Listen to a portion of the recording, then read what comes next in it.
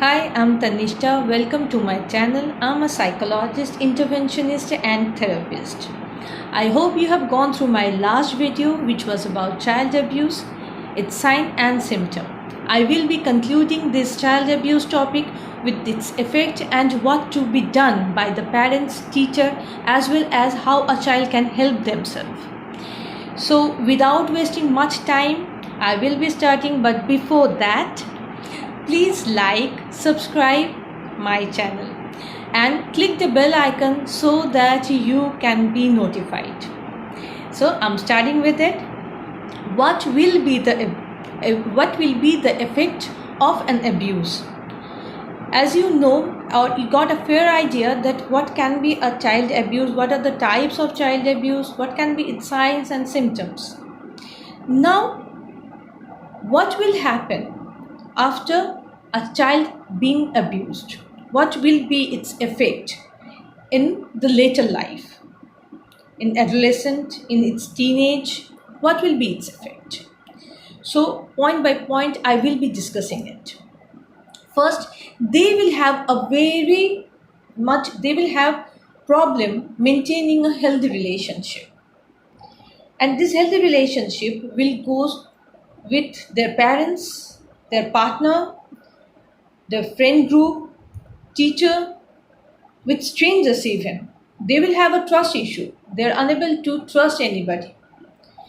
In any intimate relationship with wife, with girlfriend, they will really have a tough time. They will be very aggressive when it comes to a relationship. There will be a conflict, and that conflict they can't resolve. It can be with their parents, in their family, or in the working environment, in the school, in colleges. It can be anywhere. So it will be very tough for them. It's a challenging thing for them to maintain a healthy relationship. The second point is there is a increased rate of mental illness. Child who has gone through abuse are in high risk of mental illness. And mental illness, that can be depression, anxiety, stress.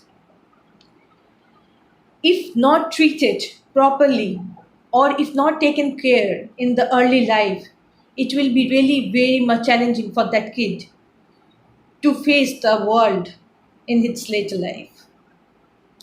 Social problem is also there. There can be an increase in social problem. Like there are rates of delinquency, substance abuse, and aggression. Yes, crime, particularly for like child-based crime, that can happen if a child been abused.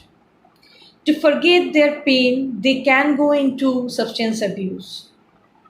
So it's very important to take care of all these factors. Last but not the least is the greater risk of repeating child abuse. Once an abuse, they can abuse other people as well in the childhood or in the adolescence. How can we help them? Like, how can we stop the cycle? Yes, by love, care, taking proper care of the kid, giving love to this kid, understanding this kid. By doing all this thing, we can decrease the rate of this cycle, or rather, we can stop it. So there are a lot of points, but this some I have only chosen 5 points to discuss the effect of the abuse. Now, what can be done by the parents or teacher or child itself? So, I think you have seen many documentaries or mm, reality shows, movies like Satyame Vijayate. They had a episode based on child abuse. Those are really good, but not enough. Seminars and workshops are really important to enlighten our parents and child. What to do, what not to do, how to take care of your child. And as well as it's very important for a child to know what is wrong, what is right, and they should not blame themselves for anything or everything that has taken place in their life. So, what are the things that should be taken care of?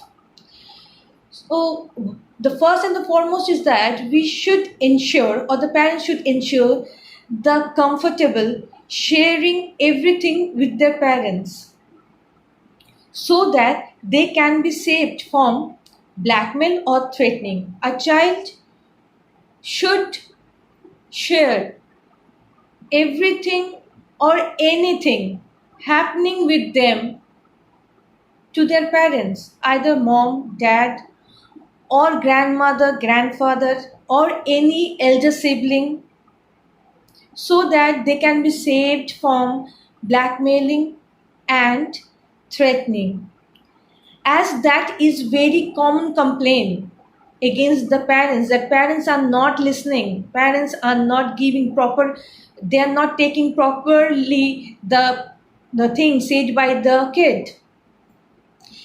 Teach your kid to differentiate between a good touch and a bad touch. They should know it by the age of 3 or 4, or minimum by the age of 2. Who is allowed to touch them?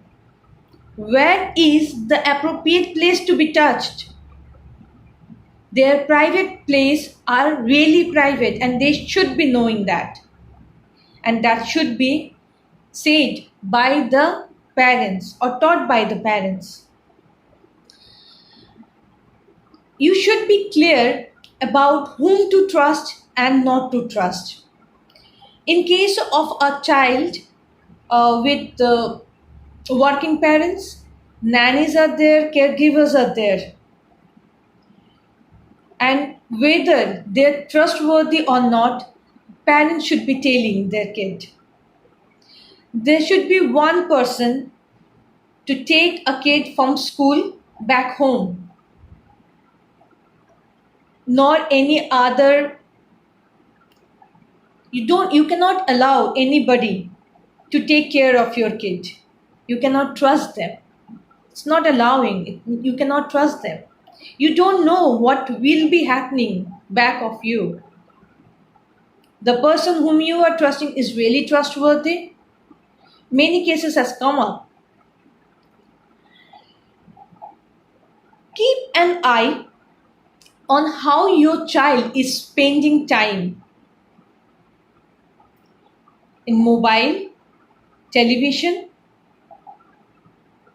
What are the things they are watching? What are the cartoons they are watching? Are too much prone toward adult thing like serials or any other show?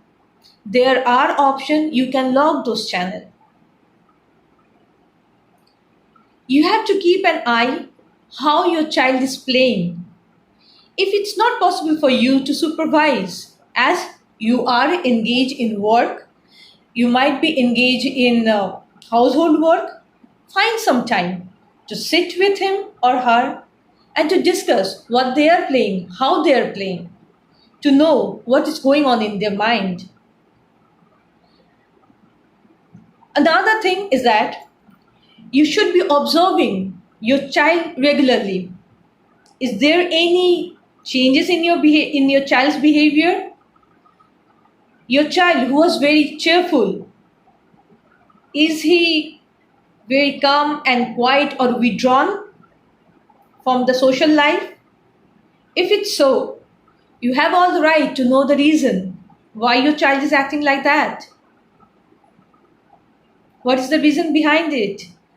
Talk to him, but not in threatening manner. Your child should not be scared to talk to you, to reveal what is going on, what are the changes, why he is upset, why he is withdrawn. Keep an eye on how and with whom your child is spending time. Is your child over friendly with any adult? Why? What is the reason behind loving that adult? Is your child avoiding an adult? Why and what is the reason behind it? If anything you find unusual for your child, you have the right to ask him, talk to him. I feel a conversation with your child in an adult manner can solve a lot of problem. Before starting a problem, you can end it up. Don't force your child to go to such person whom they doesn't want to. Don't force them. And last but not the least is that teach your child to say no. No is a very small word, but it's very strong, it's very powerful. And your child should not compromise with that.